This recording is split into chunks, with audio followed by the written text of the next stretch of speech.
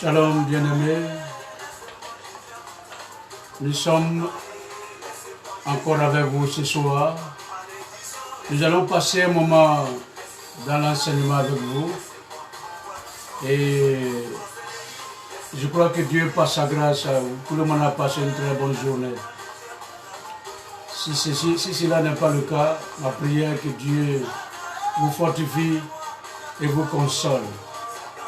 Alors en attendant qu'on finisse avec Nestor David, installez-vous confortablement, prenez des feuilles, prenez un cahier, bien un bloc-notes et puis un stylo. Nous allons partager ensemble certains versets bibliques. Donc voilà, on va écouter la bonne musique, on va continuer à écouter la bonne musique de Nestor David, notre jeune frère.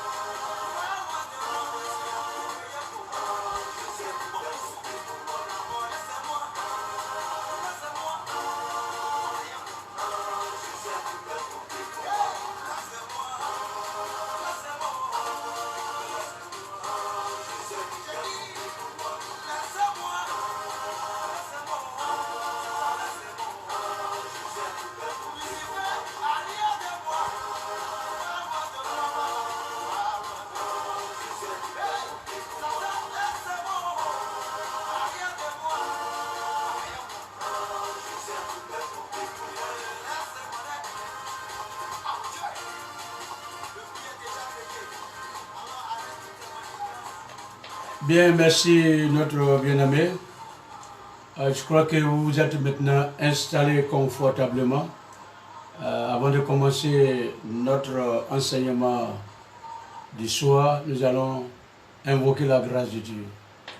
Père Céleste, merci au nom de Jésus-Christ. Pour ta bonté et ta fidélité.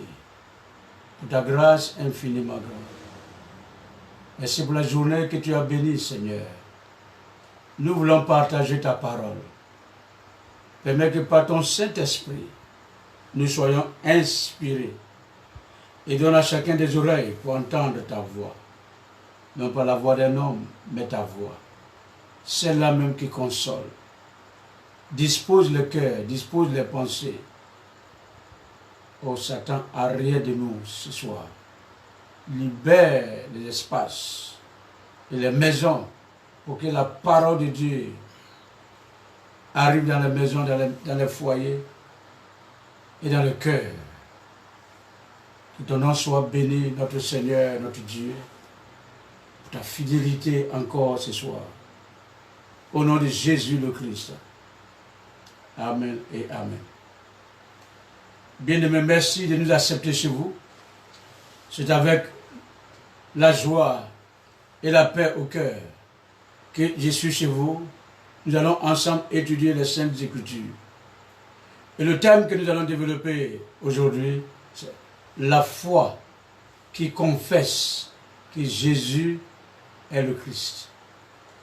La foi qui confesse que Jésus est le Christ. Alors, le but est de croire que Jésus est le Christ, le Fils de Dieu. Et quel est ce but? Parce que la Bible a été écrite pour une cause. La Bible a été écrite pour une cause, pour une raison. Dieu a permis que nous ayons les Saintes Écritures pour une seule raison, croire que Jésus est le Christ, le Fils du Dieu vivant. Alors nous allons prendre notre premier texte dans Jean chapitre 20, verset 31. Jean chapitre 20, verset 31, il dit ceci. Mais ces choses ont été écrites afin que vous croyiez que Jésus est le Christ, le Fils de Dieu, et qu'en croyant, vous ayez la vie en son nom. Je répète, Jean chapitre 20, verset 31 dit, mais ces choses ont été écrites afin que vous croyiez que Jésus est le Christ, le Fils du Dieu vivant, et qu'en croyant, vous ayez la vie en son nom. Donc, quelles sont ces choses qui ont été écrites? Ce passage nous fait comprendre que toute la Bible a été écrite afin que le monde entier sache que Jésus est le Christ.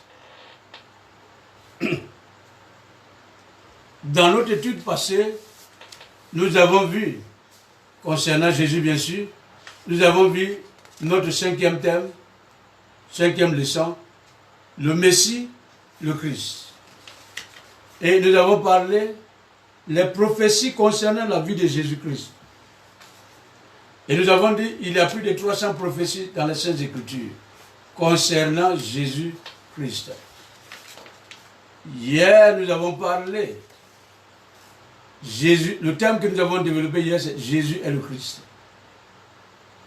Aujourd'hui, nous parlons de la foi qui confesse que Jésus est le Christ. Parce que comprendre que Jésus est le Christ, c'est l'évangile de la Bible. C'est le vrai évangile. C'est l'évangile que le monde doit prêcher. C'est l'évangile qui peut sauver le monde. Parce que tout évangile qui n'est pas centré sur Jésus, le Christ, n'est pas l'évangile de la Bible. La Bible dit que toutes ces choses ont été écrites afin que vous croyiez que Jésus est le Christ, le Fils de Dieu, et qu'en croyant, vous ayez la vie en son nom. Bien aimé, dans 2 Colossiens chapitre 2, versets 8 à 9. Voilà ce qui est écrit. Prenez garde que personne ne vous séduise par la philosophie et par une vaine déception, selon la tradition des hommes, selon les rudiments du monde, et qui ne sont pas selon Christ. Car toute la plénitude de la divinité habite en lui corporellement. L'épître de Paul aux Colossiens est en train de nous dire que toute la divinité habite en Christ. Bien aimé, j'ai mal quand j'entends des prédicateurs qui disent, bien aimé, que Jésus n'est pas le Christ et le Christ n'est pas Jésus. Il faut rencontrer Christ avant de rencontrer, il faut rencontrer d'abord Jésus avant de rencontrer Christ. La Bible dit toute la plénitude, la divinité habite en lui corporellement. C'est-à-dire Dieu habite en Christ. Et c'est important que nous comprenions cela. Nous parlons, le thème que nous développons ce soir, c'est la foi qui confesse que Jésus est le Christ. Parce que si tu n'as pas cette foi qui confesse que Jésus est le Christ, c'est que ta foi est vaine. Ta foi est reposée sur l'émotion, sur la tradition des hommes, et non sur les Saintes Écritures. Parce que croire que Jésus est le Christ, c'est le fondement des prédications, des sermons, des prêches, pour édifier et former des disciples. Croire que Jésus est le Christ, c'est le fondement des sermons, des prédications, pour édifier le peuple de Dieu et pour faire des disciples. Parce que l'objectif final de croire que Jésus, confesser que Jésus est le Christ, c'est l'évangélisation et les œuvres missionnaires. C'est pourquoi Dieu nous accorde. Dieu nous accorde les dons spirituels. Dieu nous accorde les dons spirituels pour que nous puissions comprendre combien de fois il est important de présenter au monde entier qui est ce Jésus qu'on appelle Christ.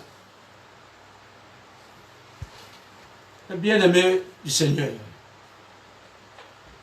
la foi de croire que Jésus est le Christ est une foi solide, est une foi inébranlable. On peut croire en Jésus, et il y a plusieurs Jésus, même dans la Bible. Et Paul l'a démontré dans 2 Corinthiens chapitre 2 Épître de Corinthiens chapitre 3 verset chapitre 1 verset 3 à 4. Chers bien-aimés, croire que Jésus par sa croix et sa résurrection a résolu tous les problèmes de Satan, du péché, de la séparation de l'homme avec Dieu. Qui est la séparation de l'homme avec Dieu, qui est la source de tous les problèmes de l'humanité. Regardons notre monde, l'état de notre monde aujourd'hui. L'homme s'est séparé de Dieu. L'homme pense qu'il peut résoudre ses propres problèmes. Mais à la vérité, ce n'est pas vrai. Aucun être humain ne peut résoudre le problème de la séparation de l'homme avec Dieu. L'argent ne peut pas vous réconcilier avec Dieu. La philosophie ne peut pas réconcilier le monde avec Dieu. La théologie ne peut pas réconcilier le monde avec Dieu. La seule personne qui peut réconcilier le monde avec Dieu, c'est Jésus, le Christ. C'est pourquoi il est important de confesser que Jésus de Nazareth, c'est lui qui est le Messie, le Christ. Paul dit dans Galates chapitre 2, verset 20, « J'ai été crucifié avec Christ. Si je vis, ce n'est plus moi qui vis, mais c'est Christ qui vit en moi. Si je vis maintenant dans la chair, je vis dans la foi au Fils de Dieu qui m'a aimé et qui s'est livré pour moi. Voici une véritable confession que tout chrétien doit comprendre et croire. C'est la raison que nous disons la foi qui confesse que Jésus est le Christ. Paul dit, si moi, Paul, j'ai vu, il dit, j'ai été crucifié avec Christ. J'ai été crucifié avec Christ, nous dit Paul. Et si je vis, ce n'est plus moi qui vis, c'est Christ qui vit en moi. Et si je vis maintenant dans la chair, je vis dans la foi au Fils de Dieu qui m'a aimé et qui s'est livré pour moi. Dans Philippiens chapitre 4, verset 11 à 13, Philippiens chapitre 4, verset 11 à 13, ce n'est pas en vue de mes besoins que j'ai dit cela, car j'ai appris à être content dans l'état où je me trouve. Je sais vivre dans l'humiliation et je sais vivre dans l'abondance. En tout et partout, j'ai appris à être rassasié et avoir faim, à être dans l'abondance et à être dans la disette. Je puis tout par celui qui me fortifie. Voici la foi qui confesse que Jésus est le Christ. Paul dit ici, je puis tout par celui qui me fortifie. Plus haut, il a dit, si je vis, ce n'est plus moi qui vis, mais c'est Christ qui vit en moi. Il dit, j'ai été crucifié avec Christ. Et maintenant, si je vis, ce n'est plus moi qui vis, mais c'est Christ qui vit en moi. Voici la foi qui confesse que Jésus est le Christ. Bien-aimé, je voudrais nous dire que confesser que Jésus est le Christ, ce n'est pas une foi intellectuelle, mais c'est une foi venant d'un cœur sincère. Confesser et croire que Jésus est le Christ, ce n'est pas une foi intellectuelle, mais c'est une foi venant d'un cœur sincère et pur. Oui, quiconque croit que Jésus est le Christ est né de Dieu. Ce sont ceux qui sont nés de Dieu, qui peuvent comprendre, qui peuvent confesser que Jésus est le Christ. Dans 1 Jean chapitre 5 verset 1, il est écrit, c'est lui qui était dès le commencement. Dans 1 Jean chapitre 5 verset 1 dit quoi?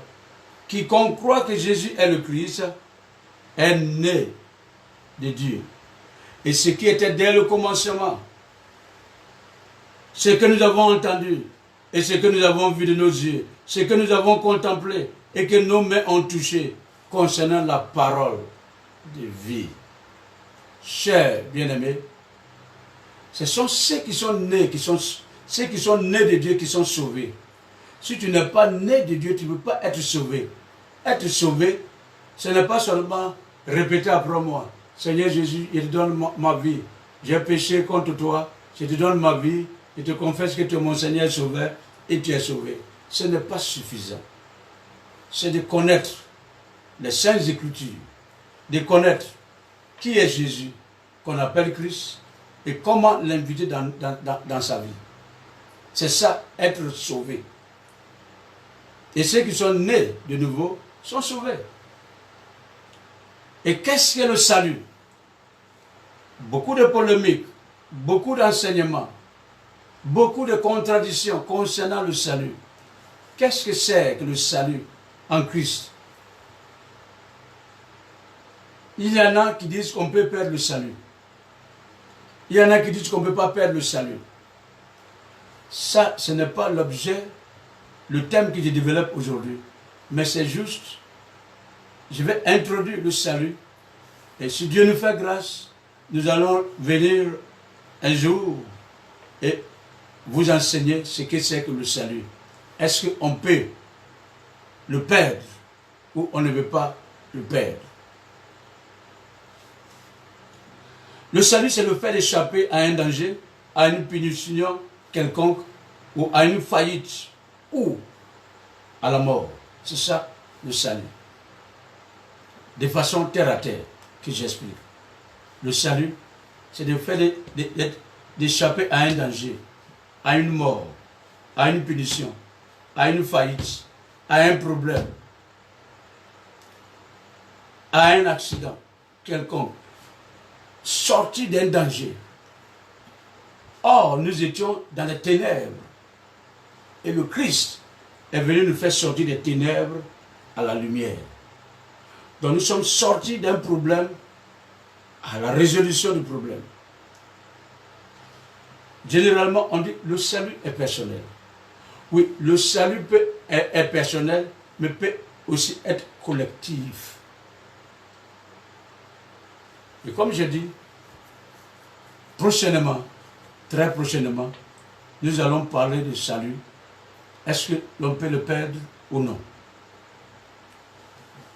Alors, Colossiens chapitre 1, verset 13 dit, qui nous a délivré de la puissance des ténèbres et nous a transportés dans le royaume du Fils de son amour. Donc, nous parlons du salut. Christ nous a délivré de la puissance des ténèbres. Nous étions dans les ténèbres. Nous étions sous la malédiction. Nous étions dans la perdition. Nous partions droit en enfer.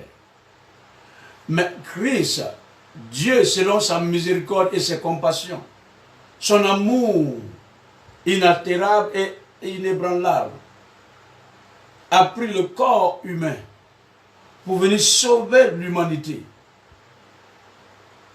Et il est dit ici dans Colossiens chapitre 1 verset 13, qui nous a délivré de la puissance des ténèbres et nous a transportés dans le royaume du Fils de son amour.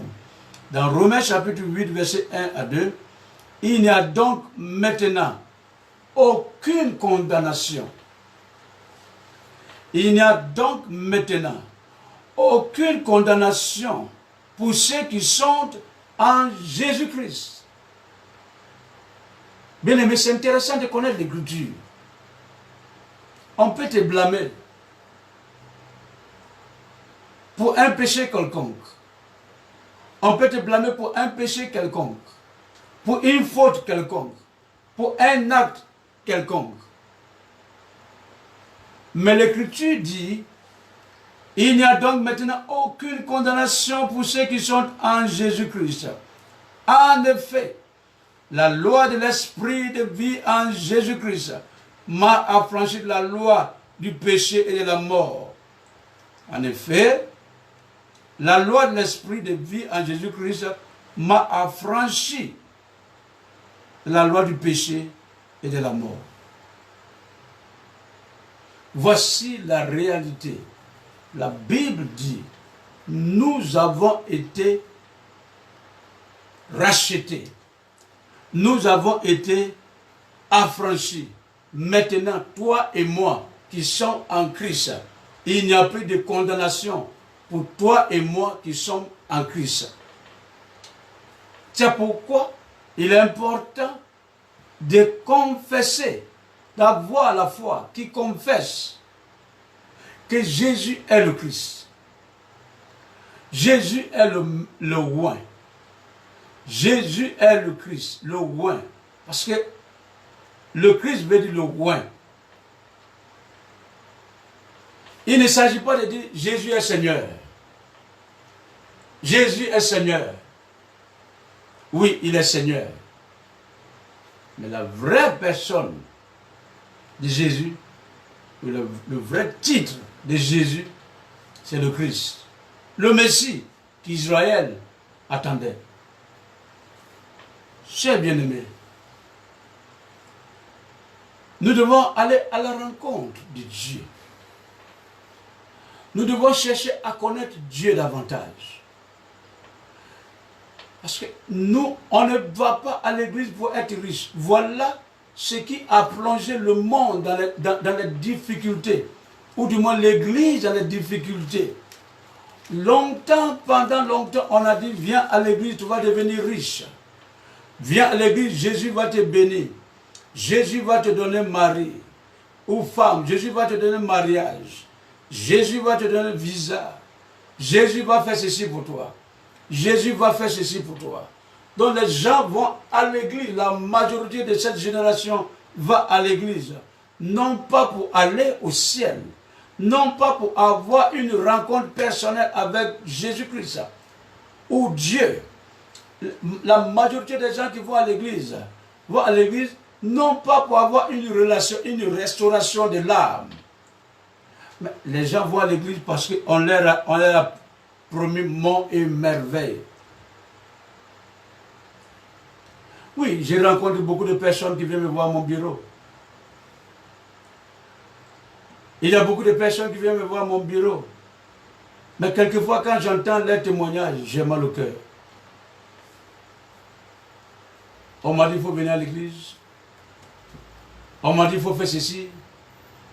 On m'a dit qu'il faut faire telle prière. On nous a dit qu'il faut faire action prophétique.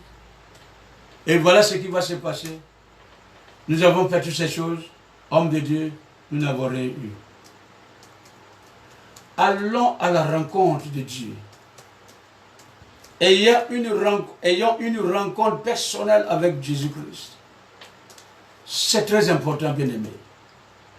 Dans Jean chapitre 14, verset 16 à 17, le Seigneur dit, et moi je prierai le Père, et il vous donnera un autre consolateur, afin qu'il demeure éternellement avec vous.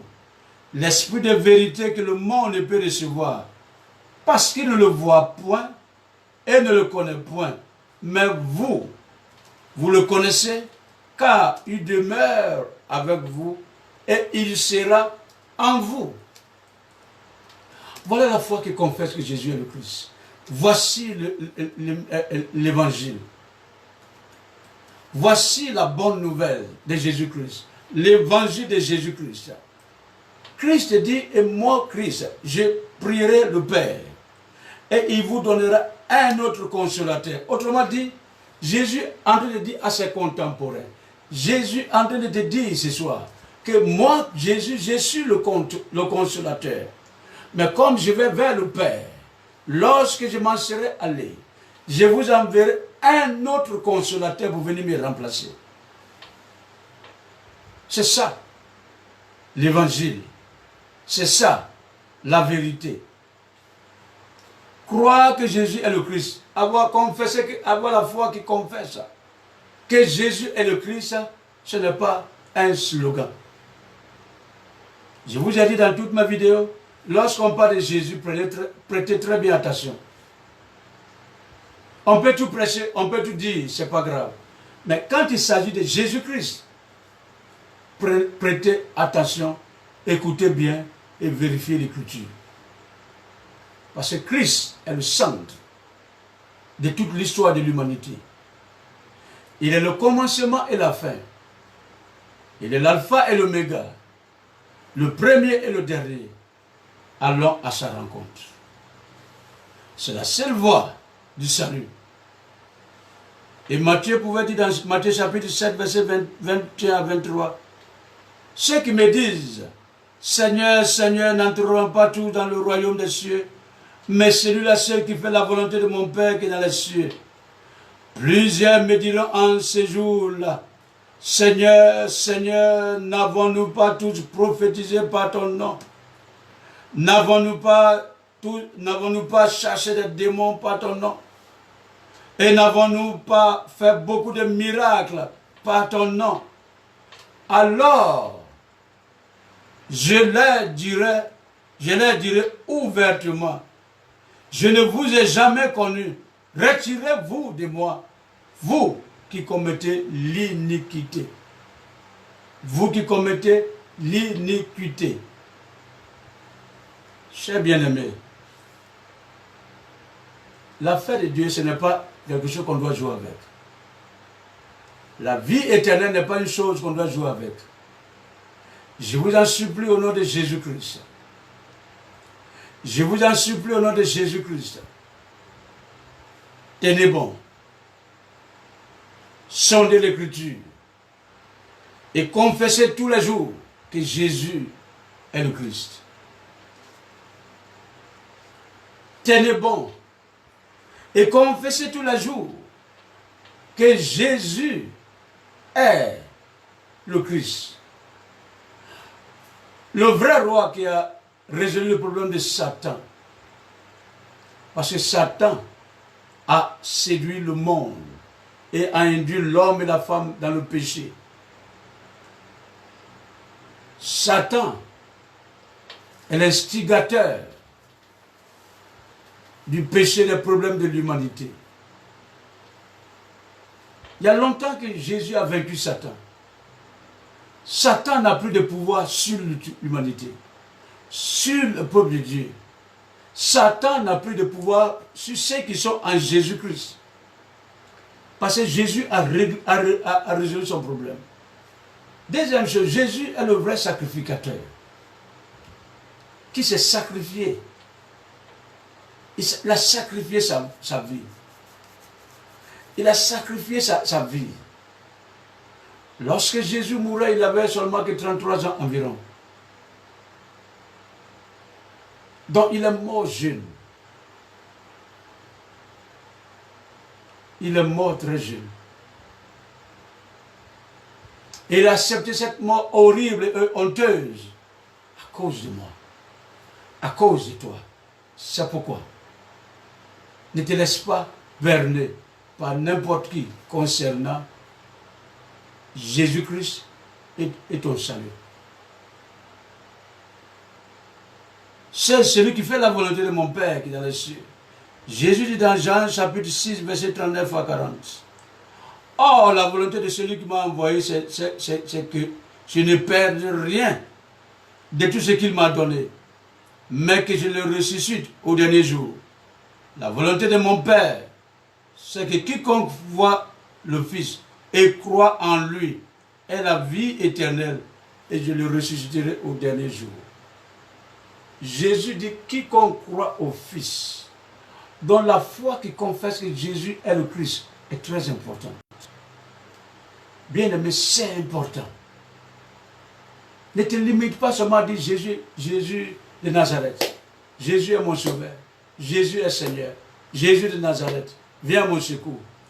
Il faut avoir la révélation. Il faut prier pour avoir la révélation. pour que Dieu te révèle la personne, Jésus qu'on appelle Christ. La question que nous devons nous poser, est-ce que nous sommes sauvés? Est-ce que tu es sauvé? Si tu venais à mourir maintenant, où passeras-tu l'éternité? Dans Actes chapitre 10, verset 1 à 2. Il y avait à Césarée un homme nommé Corneille, centenier dans la cohorte dite italienne.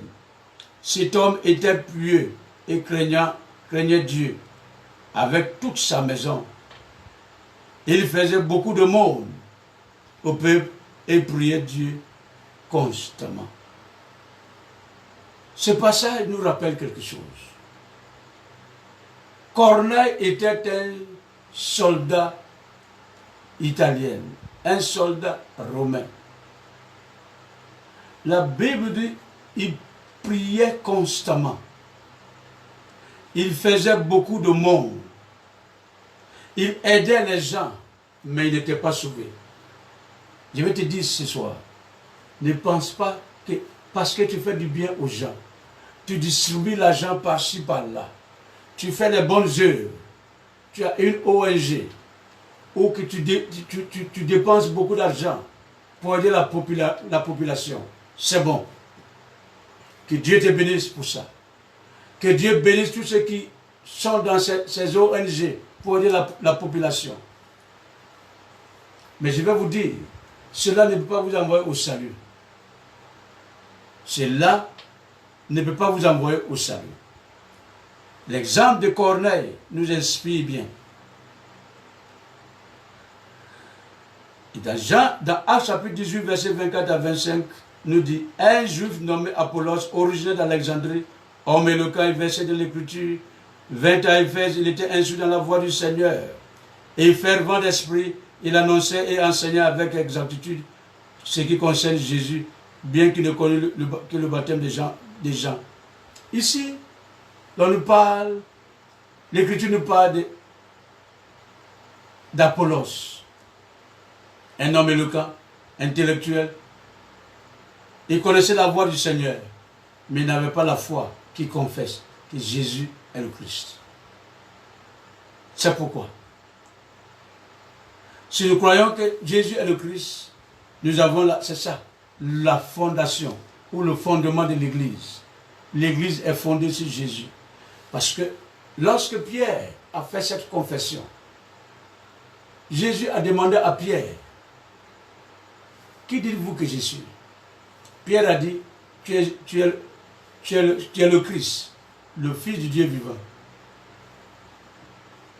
Dans Matthieu chapitre 16, verset 18, Jésus dit, et moi je te dis que tu es Pierre, et que sur cette pierre je bâtirai mon église, et que les portes de celui de mort ne prévaudront point contre elle. Jésus est en train de dire ici, que croire que l'église est le fondement, l'église de Dieu, le pilier de l'église de Jésus-Christ, c'est la foi qui confesse que Jésus est le Christ. La foi qui confesse que Jésus est le Christ. Oui, l'église, comme je l'ai dit tantôt, Jésus dit à Pierre, et moi je te dis que tu es Pierre, et que sur cette pierre je bâtirai mon église, et que les portes de séjour des morts ne prévaudront point contre elle. Dans Matthieu chapitre 16, verset 19, Jésus dit, je te donnerai les clés du royaume des cieux. Ce que tu lieras sur la terre sera lié dans les cieux, et ce que tu délieras sera délié dans les cieux. Oui, les clés du royaume appartiennent à ceux qui croient que Jésus est le Christ. Les secrets du royaume appartiennent à ceux qui croient que Jésus est le Christ. Les secrets du royaume, les révélations du royaume appartiennent à ceux qui croient et qui confessent que Jésus est le Christ.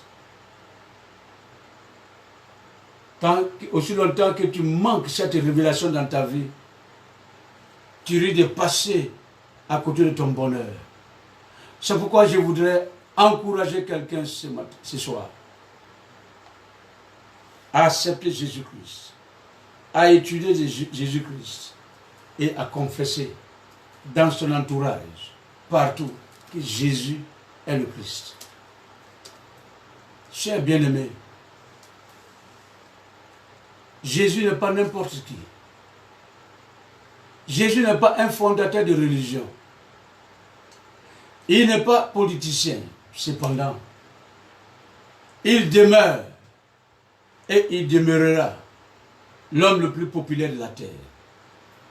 L'homme le plus influent de la terre s'appelle Jésus-Christ, fils de Marie, l'homme de Galilée. Que Dieu nous bénisse. Que Dieu nous bénisse, que Dieu te bénisse. Et que ces paix de paroles qui sont venues vers toi, tu puisses les méditer. Oui, Jésus est le Christ. C'est le fondement de notre foi. C'est le fondement de l'Église. C'est le fondement des prédications. C'est le fondement du christianisme. Jésus est le Christ. Voici l'Évangile. Voici l'Évangile. L'évangile que l'Église primitive a prêché. L'Église primitive n'a prêché 3, 4 ou 5 messages. L'unique message est que Jésus est le Christ. Il est le Christ. Le Messie. Le oint. La solution de l'humanité. Bien-aimé, Jésus n'a pas la solution. Chers frères et sœurs, Jésus n'a pas la solution. Il est la solution. Il est solution. C'est pourquoi je vais t'encourager à confesser. Peu importe où tu te trouves. Mais lorsque tu vas aller au lit, je t'en supplie au nom de Jésus-Christ, mets-toi à genoux et dis-lui, Seigneur, révèle-moi qui est ce Jésus qu'on appelle Christ. Père, révèle-moi qui est ce Jésus à qui j'ai donné ma vie. Tu ne peux pas donner ta vie à quelqu'un que tu ne connais pas. Alors, ça n'a aucun sens. Ça n'a aucun sens. Donner sa vie, confier sa vie jusqu'à l'éternité à quelqu'un dont tu ne connais pas. Or, pour avoir cette assurance de savoir qui est ce Jésus qu'on appelle Christ, c'est d'aller aux Saintes Écritures. Vous pouvez aller sur YouTube, tapez Pasteur Kakou Emmanuel. Vous allez écouter les messages que nous avons essayé, nous avons enseigné, montrant à l'humanité que Jésus est le Christ. Bien-aimé, Jésus-Christ revient bientôt. Il n'est pas loin. Il vient bientôt. Jésus vient bientôt. Il vient bientôt. C'est pourquoi nous devons nous approcher davantage de lui. Que Dieu nous bénisse et que sa grâce soit sur nous. Que sa paix soit sur nous. Que la vie éternelle soit notre partage. Oui. Avant de nous séparer, nous allons prier. Nous allons prier pour la Côte d'Ivoire. Nous allons prier pour l'Afrique. Nous allons prier pour l'Asie. Nous allons prier pour l'Europe. Nous allons prier pour les Amériques. Nous allons prier pour l'océan. Nous allons certainement prier pour l'Australie. Prie avec nous, s'il te plaît. Père, au nom de Jésus-Christ, je te confie notre nation, la Côte d'Ivoire. La Côte d'Ivoire a besoin de confesser que Jésus est le Christ. La Côte d'Ivoire a besoin de confesser que Jésus est la solution. Oui, il est la solution. Nous plaçons notre confiance et notre foi en lui. Seigneur, souviens-toi de ton peuple. Révèle-toi par ton Saint-Esprit à ton peuple. Révèle à chacun, tous ceux qui nous écoutent, qui est ce Jésus qu'on appelle Christ, l'homme le plus influent de la terre. Oui, Seigneur, montre-leur le vrai visage, la vraie personne de Jésus qu'on appelle Christ. Merci Dieu le Père, au nom de Jésus-Christ. Amen. Bien-aimés, nous avons été heureux de partager ce message avec vous. Restez connectés. Nous vous donnons rendez-vous demain matin à 6h heure GMT. Oui, 6h GMT. Connectez-vous demain à 6h GMT. Nous allons partager la parole.